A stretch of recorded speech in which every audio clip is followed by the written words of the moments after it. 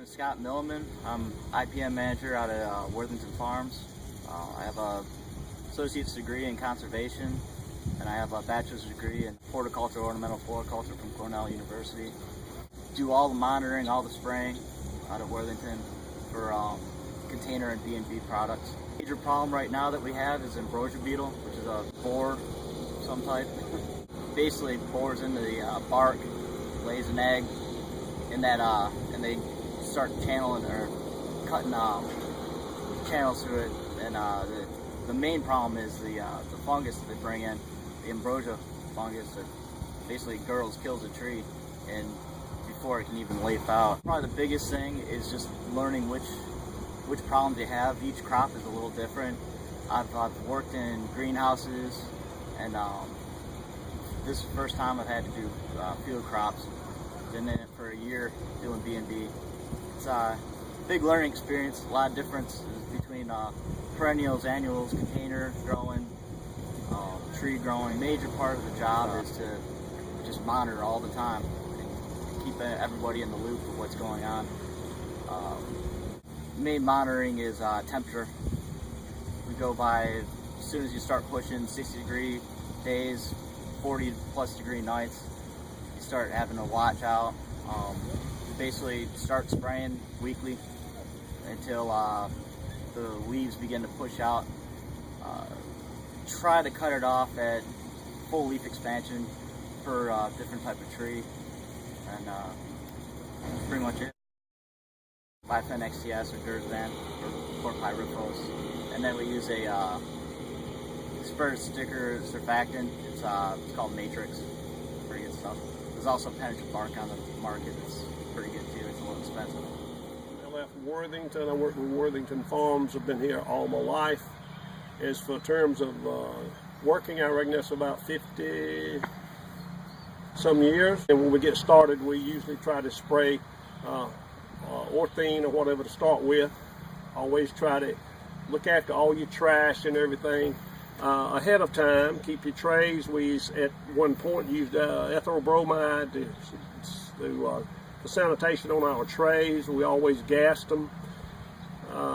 We actually at one time wrapped the whole house up and put all the trays inside, and that done a very good job for years and years. But this year we bought new trays, and we try to keep rat poison out and this type of stuff. When it's really cold and I'm running these heaters, we're trying to maintain about 70-75 degrees. Come down in the morning before sunrise, and I always drop these curtains down low enough to get a heat exchange in here to get the condensation out before it forms.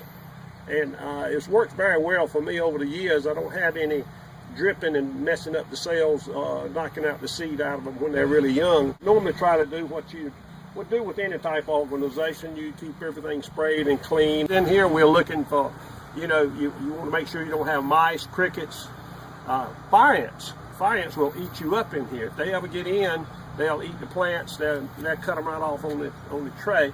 And also if they get up your britches leg, you know about that. But we just try to walk through 2 or 3 times a day, and actually what you're doing is you're actually scouting. So we try to be in here as much as possible. I'm in here, I don't even know how many times a day. But we try to follow along with all the GAP recommendations. We try to record everything. No, excuse me. We record everything. We follow through on everything, and just try to make sure we do a good, we try to do the best we can with our crop. Always make sure of what we need before we treat of any type, chemicals or anything. We try to do the good management. We try not to do anything that that you don't have to. We don't use any chemical that's absolutely positively that we don't need to at the time. Of course, everything's recommended, whatever you do use, but I'm saying it's like antibiotics. I don't take anything I can possibly not take. Same thing with this. You stay away from as far as you can. You do everything you can. That's about it. We keep plenty of rat poison in here. I'm Milo Lewis, and I work for North Carolina Farm Bureau. But growing up, I've always raised a lot of lambs and goats for show purposes. So preventing worms, you're going to worm them on a monthly basis, typically every 4 weeks, and you're going to alternate your wormer. So for avoiding worms, what you can do is you continually rotate your pastures. This helps make sure that you're going to have a long enough grass that they're not going to be constantly digging out on the ground where the worms are actually living. Monitoring. A good way to monitor worms is you can actually look at the eyelid of a goat. If you pull their eyelid up, you can use what's called a FAMACHA code, and you can see if they need to be wormed or not, depending on the color of the top of their eyelid. If they have worms, if you decide that they do have worms and they did not get treated initially when you were worming them, you will then alternate the type of wormer. You have different types of wormer. You have injectable, boron, or you can do a type in their mouth. Each one is a little different, has different severity of how strong they are or how weak they are. So you just have to monitor and keep a schedule of what you've given them and what day you've given them that. So if you do have a problem, you can go back and take care of it. Hello everyone, I'm Jacqueline, and today we're talking about keeping pests away from your home, or in this case, dorm room. Okay, so for preventative measures on campus, University Housing takes care of that because they'll do some spraying beforehand while we're not here. For avoidance, you just want to keep as much food waste as possible out of the area so as to not attract any pests. One way that I do that is with compost. So we don't have a compost bin like right outside, so we freeze the compost, and that way it's not in our trash can and we don't get a bunch of bugs in our trash. You want to keep all of your dishes nice and clean as well, as we're doing. For monitoring, you just want to look around, and if you notice anything, report it immediately. And for suppression, you would put in a work order if you notice anything in your monitoring.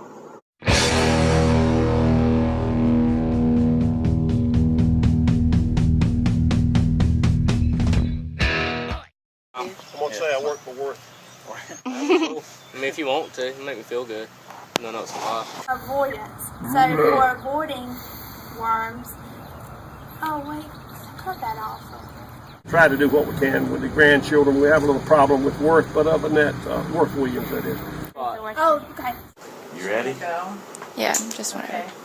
No, I just like surprised. She didn't even know she was getting into this till I was in They're untying my shoes. And at one point I was a tobacco auctioneer, but that's history. I did have dark hair, and now I don't hardly have any, and it's gray. So everything changes, and you just got to stay up with the most update things that you can do. And he knows this pile of tobacco has been bringing like $1.60, so he says $1.65. And then he's looking at this one when he's done said what he's going to say. So I'm going along, and the buyers are all lined up down the road on the other side. And you got 6, 7, 8, or 9. It depends. Several farmers that buy from us every year, and so far we are all satisfied.